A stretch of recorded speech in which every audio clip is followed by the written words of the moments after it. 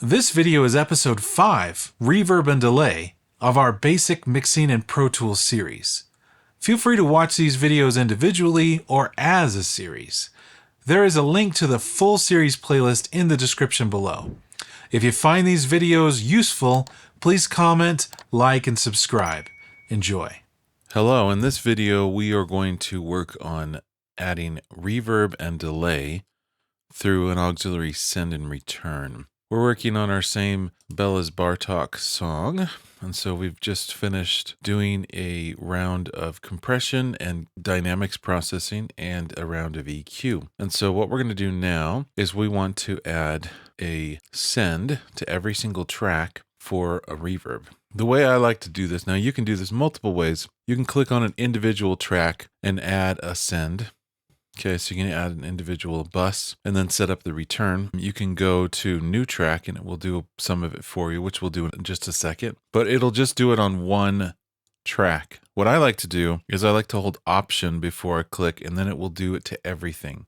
And so what I'm going to get is a send going to the same place in send A on every single track, and then so forth on B, C, D. And maybe I will never put that reverb on my kick drum, but it's there, just like an analog console. There is a knob there for send one or bus one. I may not move it, but it's there. And then at any point in time, I can try it. So I'm going to hold option and click in my send A selector right here. And I'm going to go to new track. So now I'll label that reverb 1. You could label it whatever you want to do. The default settings should be the right ones for you. What you want is a stereo aux input and create to next to current track, which is why I selected my furthest right track. So watch what happens. Hit create. And you see what happened. It put this send on every single track, and then it created a return track. And the input of that return track is reverb 1. So I'm going to bring over, this is the little floating send window that happens every time you click on a send nameplate. It's going to pull up that floating one and change it for each one. Now I have this little FMP, and in my system it automatically goes on, and that's follow main pan. Right now if I turn it off, I can move my panner here, and I can move this one individually. Okay, independent of each other. If I turn the follow main pan back on, now the send panning follows my track panning, which is really what you want for the most part. Every once in a while, there might be a reason to send reverb to another side.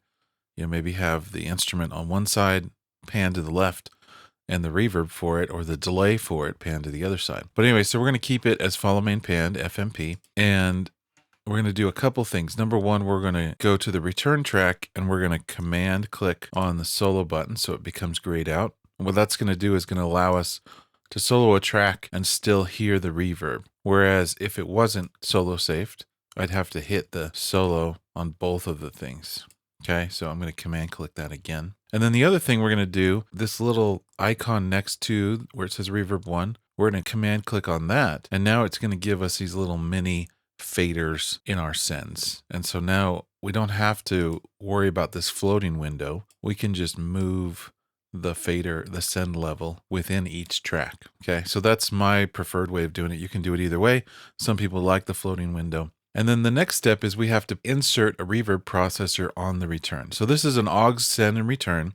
This is our aux send. So we're sending a portion of each track to our processor, and then this is how it returns. So we have to put our processor in there. So I'm going to go to inserts on the return track, and I'm going to go to reverb, and we're just going to use the deverb, the default reverb on Pro Tools. And if I remember, the medium hall is not too horrible.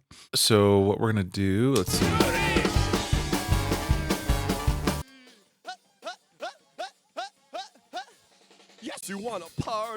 Okay, so there's the lead vocal.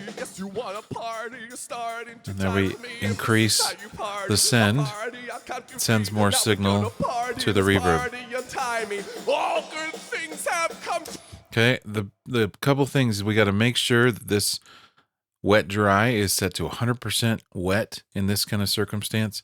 All the dry is coming from the track, and the wet Only the wet is coming from what you send to the reverb here. And at this point, there's a couple methodologies for choosing reverbs. Usually you have one or two reverbs on your mix, and it could be either a short reverb and a long reverb. It could be one reverb that makes the lead vocal sound really good and one reverb that makes the snare drum sound really good. But you can also mix and match those two reverbs. But it's really best to not really get more than 2 or 3 reverbs in a mix, because then it sounds like it's disjunct in multiple places. You want it to sound like it's in a single place. So what we can do is play around with a couple different reverbs here.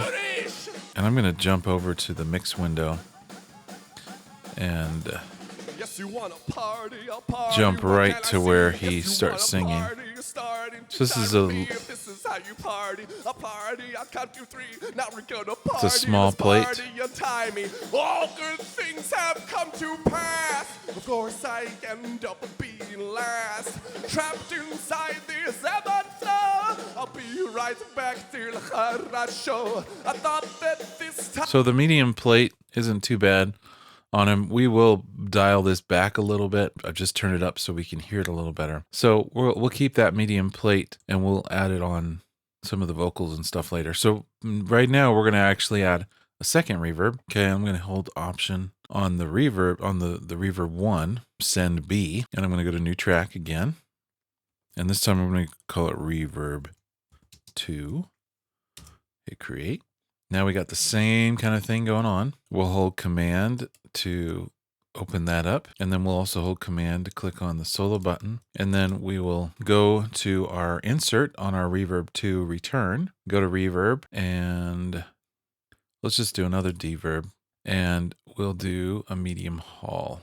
Okay, so now let's go to the snare drum, and we're going to make sure we have follow main pan on. There we go. And and see, this is the opposite.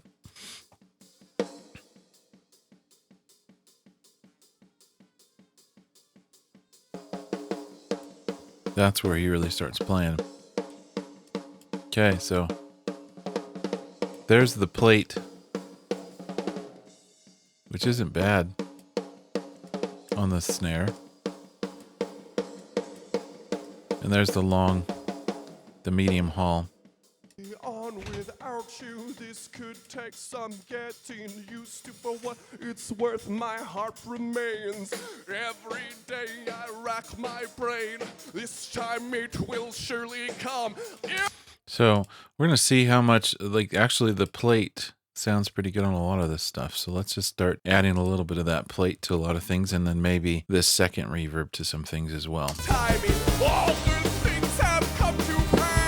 So let's start with the drums. So I have the drums selected, so I'm going to unselect these two. Option Shift, click on the solo. So it's just the drums.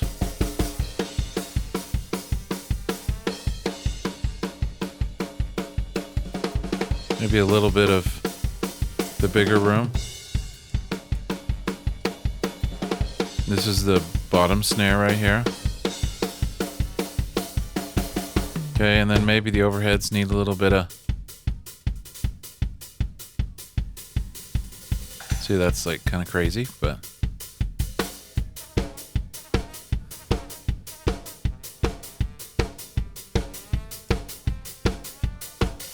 There's our room mic.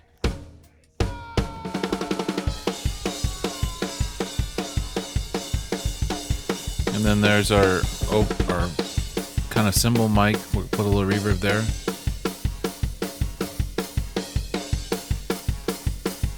Okay, and one of the big questions is reverb on the kick or not, and sometimes it's cool, sometimes it's not. Here's our 2 kicks. See that sort of craziness?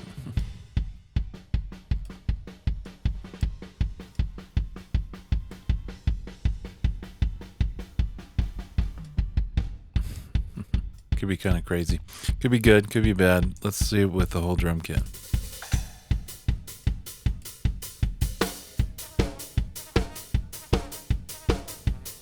So we mute those.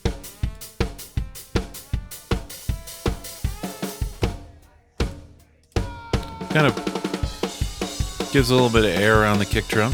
So watch this. Now what we're going to do is we're going to mute both of these reverb returns, and all of a sudden we can hear it with no reverb on all of the drums. So we'll mute these, hit play. So there's no reverb. Now we'll unmute the reverb returns.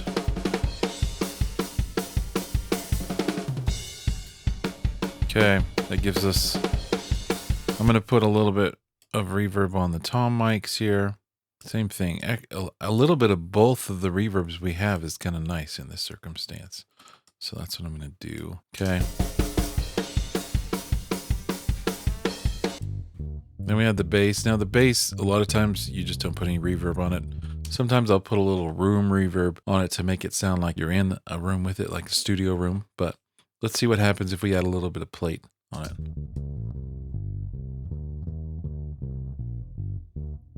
It does give a little space around it, maybe a teeny bit. We'll see as we go. Okay, here's the accordion, which already actually has some reverb on it.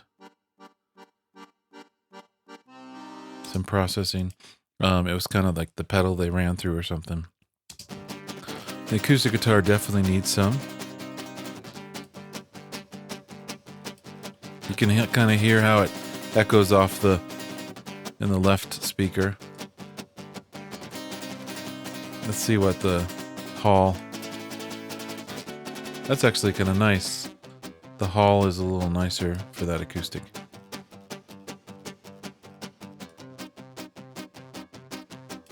Not too much. Give it a little bit of space. Okay, and here's our.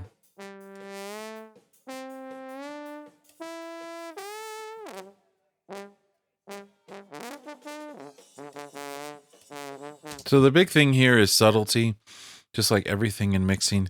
If we just go crazy and add a whole bunch of reverb to everything, it's going to sound really swimming in reverb and very unprofessional. Reverb is the best way to make your mix sound very novice. But there are times when you want to have a bunch of reverb, and usually it's not on everything. And so there might be one element that is kind of swimming in reverb, but not everything is. But yeah, that's like a newbie mistake, is just to add too much reverb. And then along with that, when you do have a lot of reverb on something, it has to be a really good sounding reverb.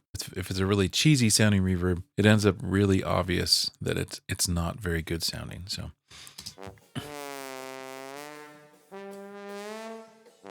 But also, reverb helps us to push it in the background too. It's just kind of nice on that trombone. So maybe we put more reverb on this trombone to kind of push it in the background. Okay, so listen with the whole mix with that. Timing, all good things have come to pass. Of course I end up being last. Trapped inside this ever. I'll be right back till I show. See how that sounds more up front when we take the reverb off, and then it sounds deeper in the mix further back when we put the reverb back on. So it's kind of nice putting it back a ways there. So timing, all good things have. And then I probably will do the same thing with the trumpet. And I think this will actually let me turn these up a little bit and still make them seem like they're in the background.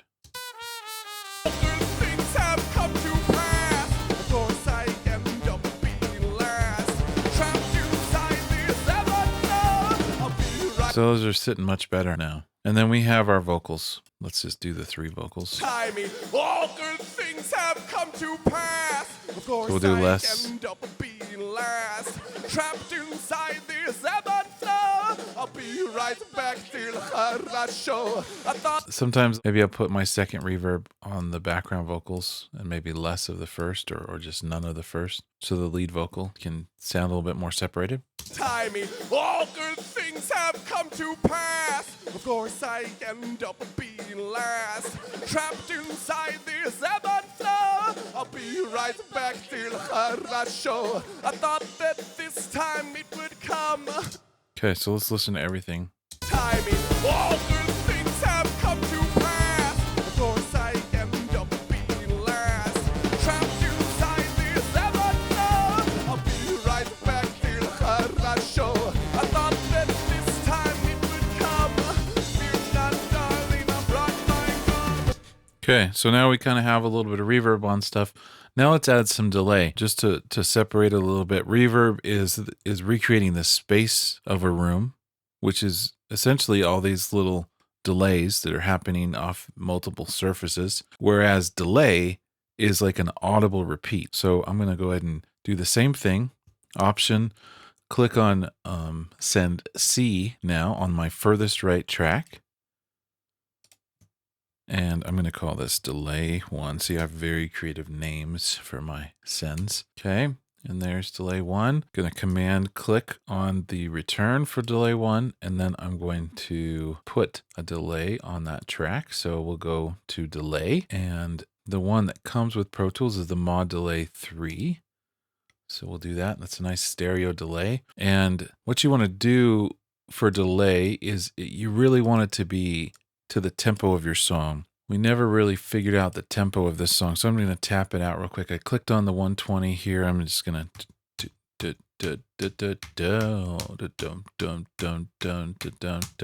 okay. So it's around 150. It was going a little above 148, 150. So if I just leave it there, it's not going to affect my mix at all. But what it's going to do is when I go here into my delay plugin, I'm going to switch back to the mixer.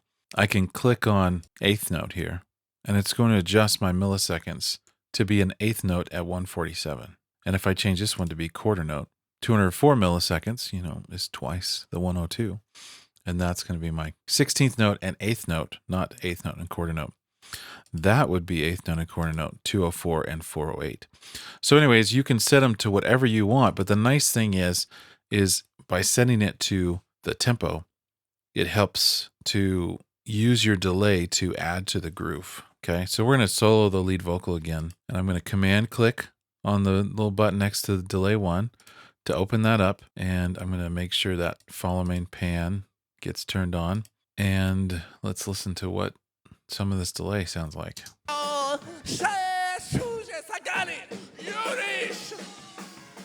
And of course, now we're right where he doesn't sing. There it is. Okay, so you can hear how in the left speaker, it's the 16th note. It's quicker. And we can hear that eighth note in the right speaker. So there's a couple things we could do. If we want it to be pretty similar, we could make them both 16th notes. And now they're going to come exactly the same time, and it's really going to sound like a mono. See, it sounds like it's in the middle, right? If we click on this groove a little bit, see how that moves? So it's like this is 102 and this is 115. So it's like a little bit later than a 16th note. And now listen to it. Yes, you want a party, what can I see? Yes, you want a party. So that's kind of cool. Now it sounds like it's coming out of left and right because they're a little different than each other. Okay, but all of this right now is just one repeat. So if we want to do multiple repeats, we have this feedback control, the FBK. What it's going to do is feed the delayed signal back into the delay, and then it will delay it again and again and again. And so the more feedback, the more repeats. Let's go ahead and turn that up a little bit.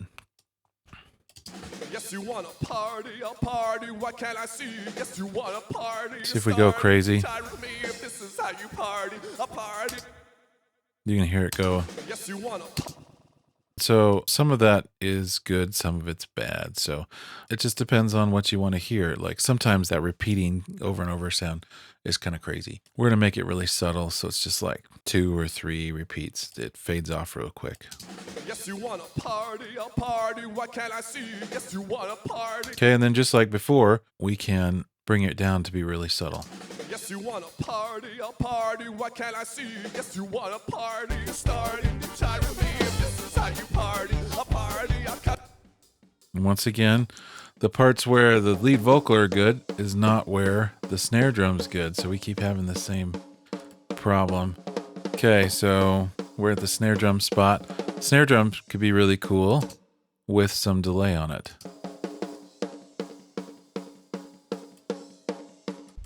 Check out the kick drum with some delay. So delay can be very cool on drums. It can really add a lot of groove.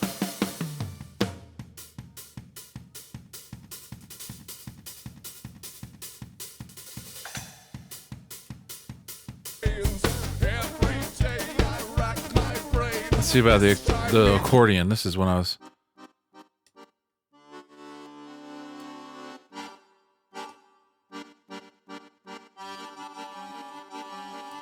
To already have that reverb on there, but adding some delay, especially when it's the short little thing.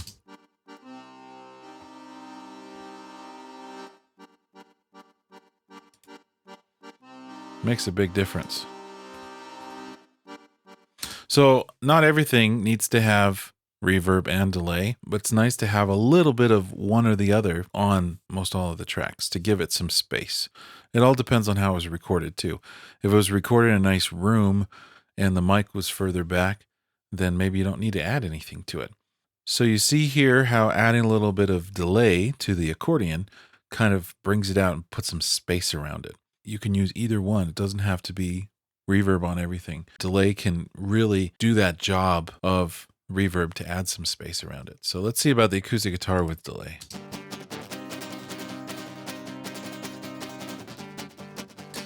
That might be a little crazy.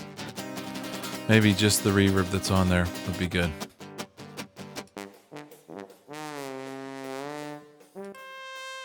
And we could play with maybe a...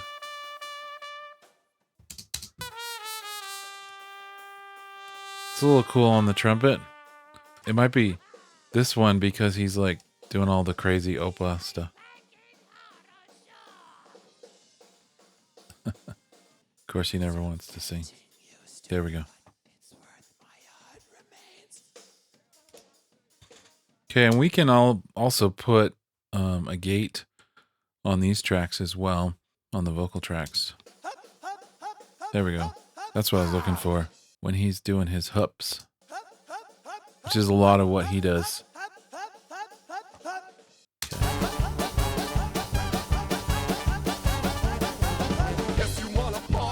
Okay, so we're gonna mute all three of these. There's no reverb and delay.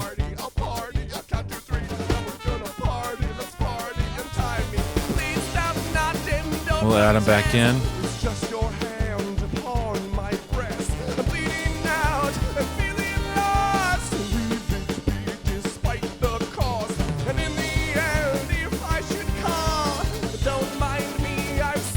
So it gives a whole lot of depth to the mix and makes it seem like it's not just super in your face.